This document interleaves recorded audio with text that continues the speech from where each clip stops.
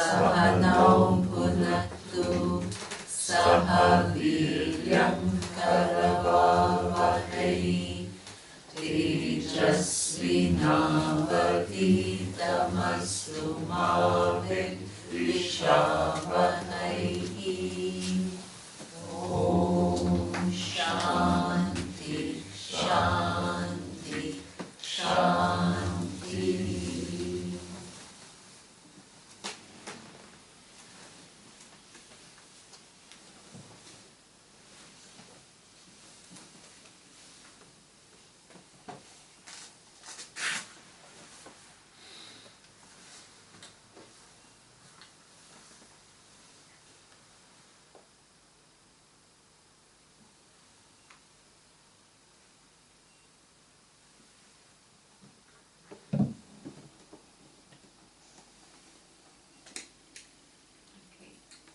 So, we are looking at the Jnana, which are the means of knowledge.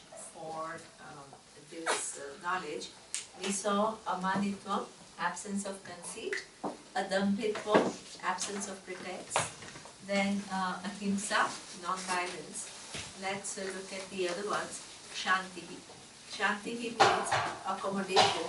As Gabby said, I could be talking about these values for 5 days, but I know that I have one class in which I have to cover many things.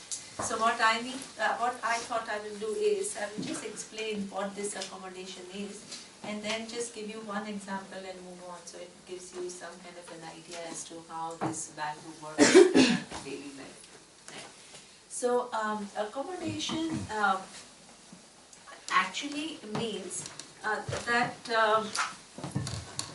you need to accommodate people, and that, at two levels. One is the people with whom you are very close. Then what happens is the more you love somebody, the more you want to control the other person. So you want the other person to be exactly what you want that him or her to be, and then you want that person to satisfy all your needs that are kind of waiting to be satisfied. And when that happens, what happens is that there is a control that comes into being. So that means the more you love somebody, the more you want to control. Now the other person, nobody likes to be controlled.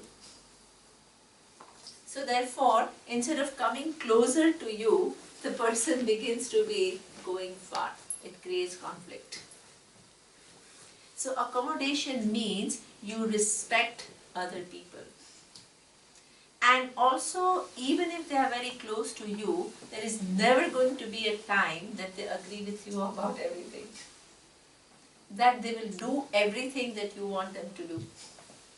Or they will think and have same values as you have.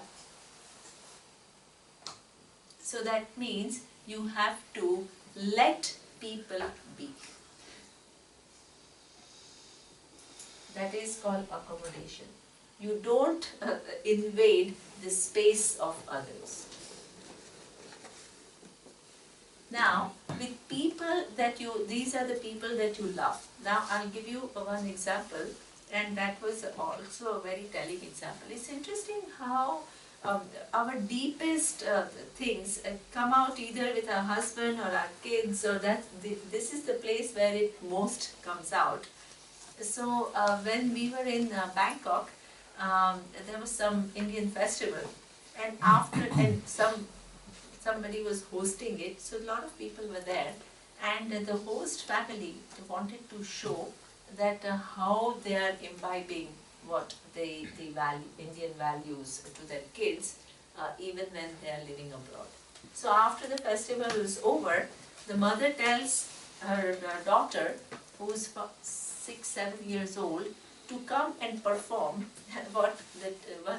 one chapter of Gita. Now this girl is studying in international school. She has no interest in not coming and standing in front of the audience and chanting the verse of Gita, one whole chapter of Gita. So as her mom is calling her the girl is like, no mom, I don't want it, you know, how they talk. So, and then the mom kind of, it was mom's pressure to show everyone how good they are. So therefore, she somehow manages to convince this little girl to come in front of the whole big audience and start chanting. Now, obviously this girl didn't want it. So you could tell from her whole kind of the demeanor, right? How she was standing like that, and she was like making her eyes like that. Now, so that means the minute she started doing it, the mother said, Beta means the child, stand straight. Then, okay, just look at the audience. Now then this girl started chanting, and as she was chanting, you know, because she was not at all really interested, so she was kind of, you know, chanting, making some mistakes and all, and the mother started correcting it during the performance. So because my child has to pronounce everything perfectly, my child has to do this perfect show. So by the time she finished the whole chapter, mother interrupted 4 or 5 times. And at the end of the show, what happened is everybody obviously was clapping, right? Everybody has to clap. But the child started crying. And as the child was crying, the mother was totally oblivious to why she was crying. So that means the mother was operating from what? Her love. She was not trying to torture her child at all. That was not what she had in mind. The mother had in mind an ideal child who, even though lives abroad, knows everything about Indian culture. But not only she wants to think that she's doing you know, that the child is great, she wants everybody else to know she's doing a great job. And the thing is, the whole thing is about, it's nothing about the child, it's all about what she wants from the child. But she is doing it out of good intention. But what it does to the child is, it destroys the child. The child feels, okay, I'm like a puppet, a show for the mother to feel good. So, there is a huge difference between what the mother is feeling and what is the child feeling. So sometimes out of love, we do things and we don't realize what we are doing. So accommodation means not only, you have to even accommodate the desires of the child. You have to respect that person.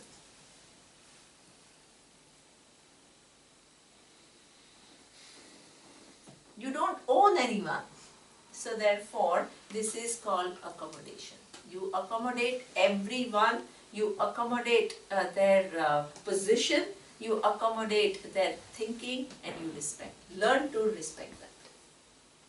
And not constantly wanting to change people to be the way you want them to be. Now, accommodation is also required for people that you don't like. Not only people that you love, but also people that you don't love. So that means when somebody, as I told you, somebody that you kind of feel that sometimes people end up having a huge fight over just simple, discussion about whether you like Prime Minister of India or not. They can't accommodate even a different position.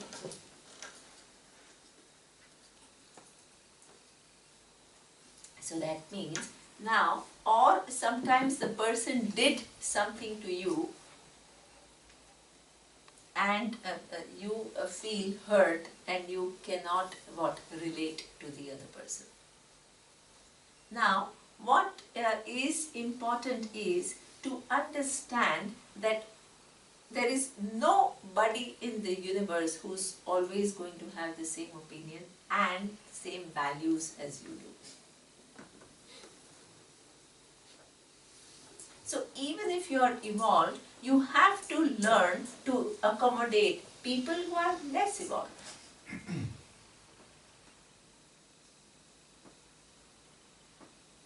Otherwise, what will happen is, you'll create one whole big, again, attitudinal, it again becomes a snobbery of a different type. So that means people are how they are. And what makes them what they are is because of the background they have, and the circumstances they have had, and the emotional makeup they have, because of several reasons. It is not required that you be the best friend of everyone.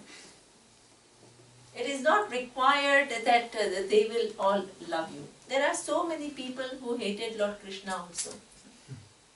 It's not like everybody loved him, even though he was very lovable.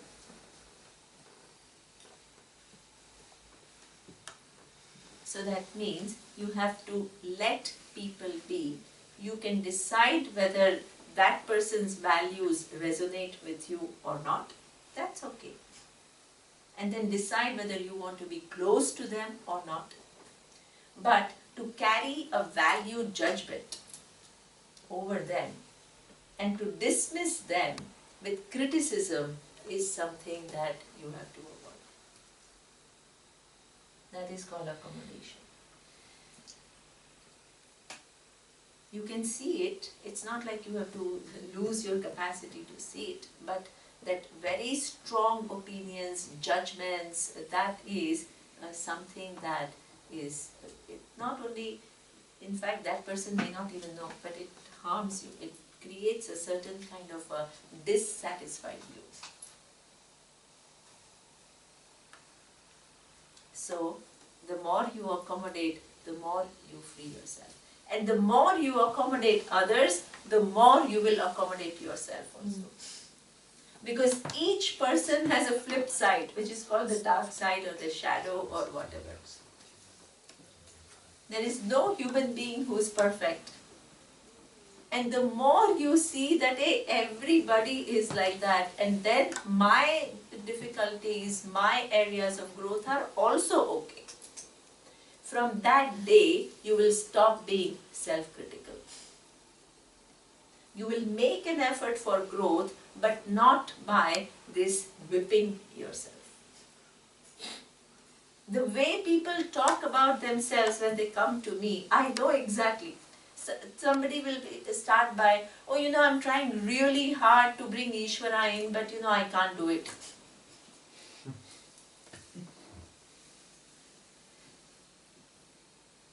Or they are trying to get rid of, let's say, one problem of whatever it is. Oh, I just can't do it. So that means, again, there is what the self-judge. Every time you want to be something and you feel that your actions are not in keeping with that, not only you recognize that, you tell yourself, oh, I couldn't do it. Oh, I can't do it.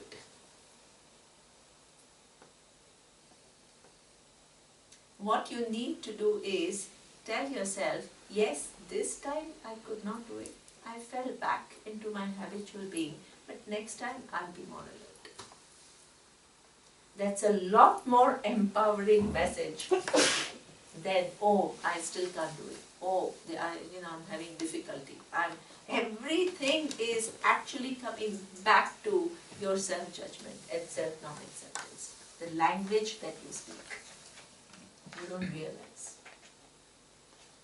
So that means by accommodating others, you also then ultimately you also begin to accommodate yourself. The minute you can say others will have certain issues, you will also say I also have some issues. Otherwise you are hiding behind some ideal that doesn't exist, neither for you nor for others. That is accommodation. Then Arjuna. Arjuna is straightforwardness. Straightforwardness means there is an alignment between what you think, what you speak and what you do. So that means that can start by a simple thing like when we moved to India, then a lot of people we started meeting, and when they meet you, they tell you, oh yeah, come home, and things like that. People are generally warm. And at the end of the gathering, Surya will ask me, but they didn't give you their telephone number or they didn't give you their address. But they are just saying like, come home, like how, right? So that means they have good intentions. It's not that people are just pretending, but there is not enough alignment to say, you need not say it. There is nobody who is asking you to say it. But loose talking is something that you need to avoid. Become a little bit more deliberate. When you say something, nobody is asking you to say it, but when you say it, at least try hard to make sure that you do it. Don't be loose. So that is called Arjava. The more and more you have Arjava, you have more and more self-mastery. This is why also there is one woman, otherwise what happens, we make loose statements to others, and also I have a student and she told me that every morning I think I'll go for a walk and I always end up having coffee and reading newspapers. So that means that it's not that it's all like one intention remains only intention. It is not what followed through. And many, especially many writers have that problem. And when they are writing a book, you try to be disciplined. It's very difficult. So that means intentions remain intentions, they don't get translated into action. So this is why when we wrote the book, I was telling Surya, because Surya gave me the whole first draft and I had to kind of little bit put it together. So I said, and I was working full time. And I said, what I try to do is every day do at least 10-15 minutes. Because otherwise what seems like, oh, I don't have 3 hours, so I'll do it tomorrow. Oh, I don't have such a chunk of time, so I'll do it tomorrow. So then what happens is, it never gets done. It only remains at intention. And when it remains at intention, it is like a bug. It keeps bugging you. It is something you haven't done. It keeps giving you that feeling. So Arjava, more straightforwardness that you have, the more discipline that you have to say that, A, not only the beautiful thoughts are important, I have to follow them through. The more you will become the person of substance. So this is what we call Arjava. Then Acharyo Pasana. Now, there is a certain, there is no discipline, whether it is Vedanta or it is mathematics or sciences or economics or art. You can just learn on your own. You need a teacher. And that you have to, in order to actually transfer, knowledge is a transference, right? I transfer my knowledge to you. It requires a certain dynamic, which is what a conducive dynamic. This is why before each class we start with a prayer. What? Sahana Vavatu, Sahana Bhunaktu, Sahaviryam Karamavahi. May He protect us, both student and teacher. May He nourish us both, and may we both make efforts in this teaching. The teacher makes an effort to communicate as clearly as possible, and the student makes an effort to what? Listen and understand as much as possible. Not that, oh yeah, this I know, this I know. Then what happens is you don't pay attention and you miss all the intricacies. So therefore, you need to have a certain respect for the Guru, and especially in Vedanta, because in Vedanta the teacher is not just somebody who comes and teaches you, okay, some mathematics or some economics or whatever. The teacher is the one who actually solves your fundamental problem. And not only that, so therefore, it's not like I keep telling you, it's not only what I learned from him in the classroom. You also learn a lot from the teacher in non-classroom. How the person behaves. What are the attitudes of the person? So there is a subtle kind of an interaction, and the more you are open to it, the more you can absorb. Really, I don't know if everybody saw everything that I saw in him. I don't know. I'm sure maybe some others saw even more. I'm not saying but what I'm saying is you have to open yourself to that.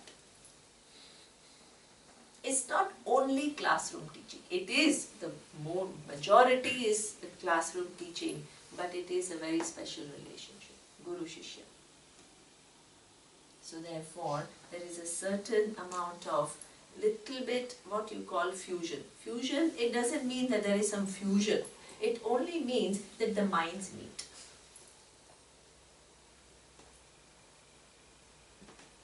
And when the minds meet, then the knowledge flow is much easier. So, that is Acharya Upasana. And in order for that to happen, the student also has to kind of, even Swamiji used to be very happy when he got feedback from his students saying that, Swamiji, I understood this, the class was good. It's nice because it builds kind of a relationship. Otherwise, he doesn't know what he's talking and what impact it is having on you, or what you don't understand. So that interaction is also important. Acharya Upasana, Shaucha. Shaucha means cleanliness. And cleanliness means both external cleanliness and internal cleanliness. So external cleanliness means you try to keep your physical environment in a reasonably clean state. So I remember my own personal example. When I was young, you know how as every child is messy, and I was messy, and in India we have people like staff at home who they take care of everything. So you get even more messier because somebody is there cleaning after you, right? So because it's not like ultimately I have to do it, somebody else will do it. So one day my grandmom, she told me, she didn't tell me, what is this mess? Clean up. She didn't say that. And she told me something which has stayed with me. And she told me, you know, Neema, the way you keep your physical environment is also a little bit reflection of your mind.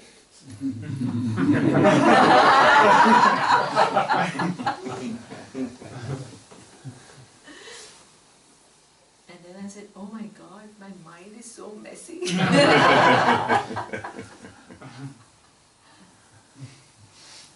So the first thing I did is started cleaning up, right? So that means that you create your environment according to how your mindset is. So that is what we call the physical. That's why you have physical sanctity. So that's why you have, okay, when there is a temple, there are certain things. You don't wear shoes. This is like some physical, what we call certain sensitivity. That is interesting. It's a lovely way to be. Where you not only have the physical cleanliness, but you have a certain what is appropriate for that place at that time. Then, what about internal cleanliness? How do you, now external cleanliness is easy. How do you clean your mind? Meditation, Yes. all this stuff. Exactly. So meditation is one of the very, very important methods through which you actually do this job. The mind becomes more focused, it stops being a habitual thinker, then you begin to see the space between the thoughts, then you understand the meaning of the chant, which is making you connect to Ishvara. And in that awareness of Ishvara, let go all the baggages. This is what we call the internal cleansing. And it is very nice if you can do that every day. And in addition to meditation, there are a few things that people do which I think help them a lot. One of my students, he says every night he reflects on what did he do today. Before you go to sleep, you just bring to your own mind, how did I behave? What was my attitude? What did I do? And without being self-critical, you just say, what, in case you find that something was really not so good, then you can say, how could I have done it differently? Right? And if you did something good, don't forget to pat your own shoulder. Say that, oh, that I was good here. This way is what happens is you begin to nurture yourself and the mind becomes clean and shiny. Right? There was some other idea that Sander had, and he told me, which I said, yeah, please go ahead and do it. It's very good. And he says every night I'm going to think about, he says I'm going to do what he calls karma yoga. My interpretation of Your interpretation of karma yoga. And he says every day I'll try to do things differently. And at night I'm going to make a note that what did I do. So that it's not like remaining only at intention level. And then he says he'll send an email to somebody so that he has to do it. So I said send it to either Stefan or Tobias. So you'll receive every day. There's no way back. Now I announced it. So now you know. Okay, so that's lovely. These kind of little changes that you make will take you very, very far in few years or in 1 year. You have to come back and report. So that means this is what we call shaucha. Yes. I still have a question. Yes. To the need of a teacher.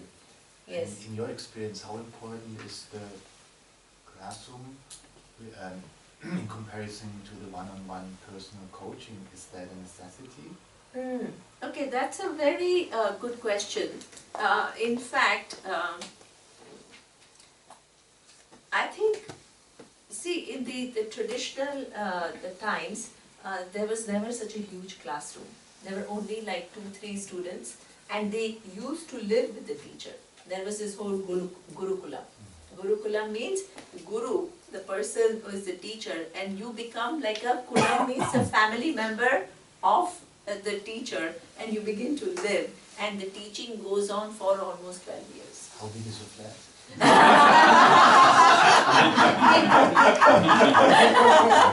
Smaller than this. Bombay is very big. And my flat is also open to all of you. And really, we are blessed with a beautiful place, really. I don't know how it has come to us, but it's a beautiful place. So therefore, that was the case when you stayed with the teacher and 12 years and all that, but that is not possible these days. So ideal is, of course, you interact closely. But one thing I will tell you, Shan, that is that one very kind of well-known and influential person came to me and they said they wanted to learn from me personally. So I asked Swamiji, that time Swamiji was alive. So I said, Swamiji, should I do it? He says, no, don't get into that. He said, it's very dangerous because when there is one-to-one, it's like a psychotherapy. What happens is the student starts projecting a lot on the teacher. So that means what happens is initially the person wants all your attention, then you want, and then ultimately what happens is it actually can become very complicated. Swamiji told me that I also don't teach one-to-one. I teach in small groups, yes, but not one-to-one. He says don't teach. At least you must have about 5-6 people in the class. And he says that that helps not only because, you have to pay equal, all your students are equal, you have to pay kind of more or less the same, attention to everyone. So the attention gets diffused. And people also have more opportunity to kind of learn from each other. There are interactions. So that way it is healthier. So actually one-to-one, I'm not sure, but smaller group obviously helps, and this is why, for example, when you are with 20 people and you have a public talk of 100 people, it's very different, right? So obviously this is an intricate knowledge which requires a little bit of a personal contact, but smaller groups are okay.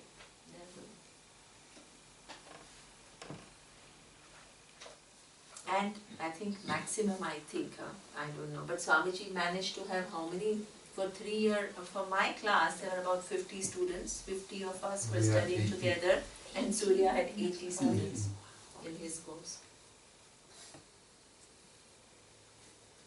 3.5 years, all eating together. Every day. Every day, morning to night. Wow.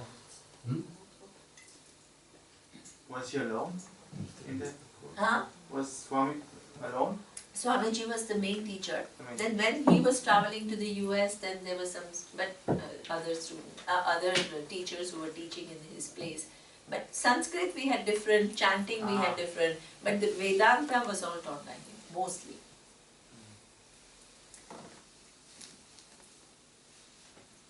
Have I answered your question? So no Skyping with you personally. No, you can always Skype and ask questions, there is no problem at all. Atma Vidigraha. So that means mastery over the mind. This mastery over the mind in other text, which is Tattva Bodha, is described in 2 ways. One is what we call Dhamma and the other one is Shama. What is Dhamma and Shama? Dhamma and Shama means, let's say there is an external kind of trigger and you feel, let's say, angry. Then the anger has already taken place. That is something which has already happened at the level of mind. Dhamma means you stop at the level of what? Action. What it then means is, you can tell yourself, right now I am angry. I am not in the position to talk, because if I talk in my anger, I will create what? A big problem. So I'm going to wait and I'm going to what? Come back to a certain amount of equilibrium before I talk. This is this whole practice of, you have it already here, but you are not what? Giving it a physical expression. This is called Dhamma. Now, if you have it here and if you stop at the level of action and if you don't do the second step, which is Shama, what you will be like is pressure cooker. Because you'll keep not saying it, and then what will happen is one day you'll blow up. So along with Dhamma, there is a second practice, and that is Shama.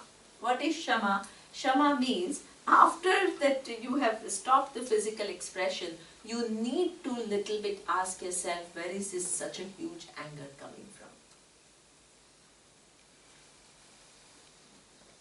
So that means some of it may be related to the present, some of it may be related to your own background, which makes you not handle it.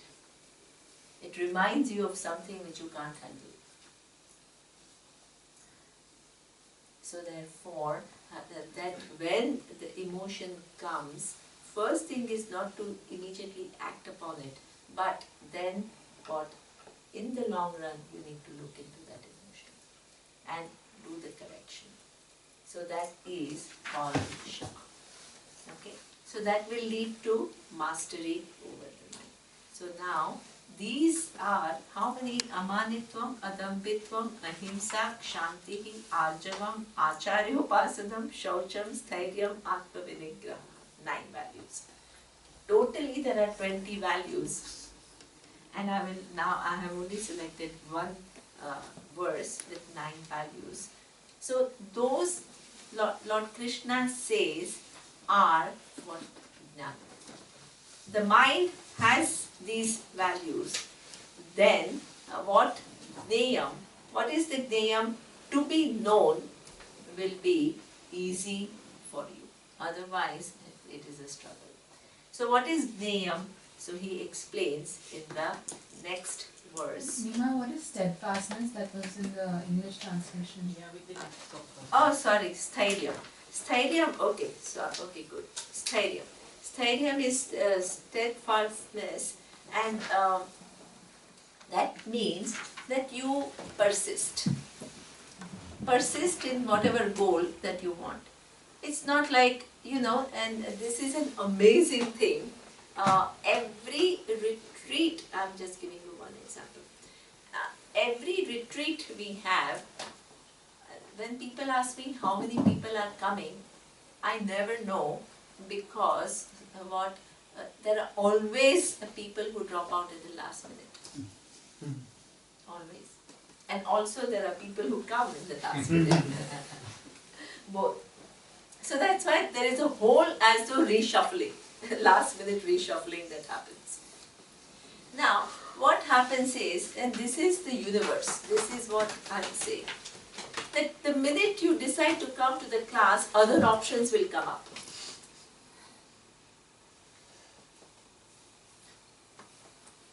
And when other options come up, that shows what you choose, shows your commitment. So at every little trigger, there are people who will cancel. Why? Oh, there is no babysitter at home. And that may be really an issue, but sometimes what happens is, you don't make it happen enough. You don't try hard enough.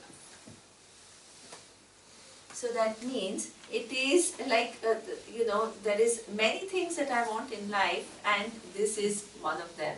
And that's why what happens is that sometimes I do it and sometimes it is relegated to the second place.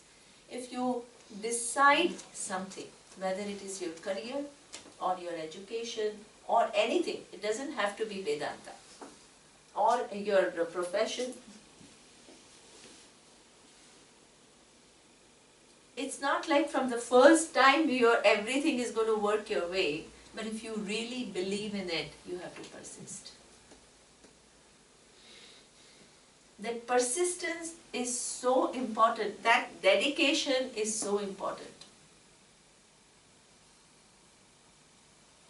Because in that dedication you will find certain absorption, and in that absorption you will begin to have certain grace of, there is a fusion, you will have grace of Ishvara, because you are making an effort.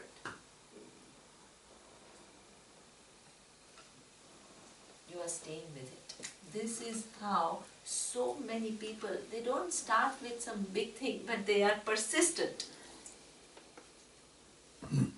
And that persistence, you ask so many people, including, I read this, where is this? Steve Jobs. It's interesting, his book is interesting. And Steve Jobs, he was like a complete dropout. And then he went back to the US and he took over Apple. And then what happened is, his employees will come and say, oh, he'll have all these really out of this box ideas. And his employees will say, no, we can't do this sounds like crazy thing. Then he will work really hard and he'll make everyone else work really hard. And every idea that he says, that people initially said was impossible, it got done.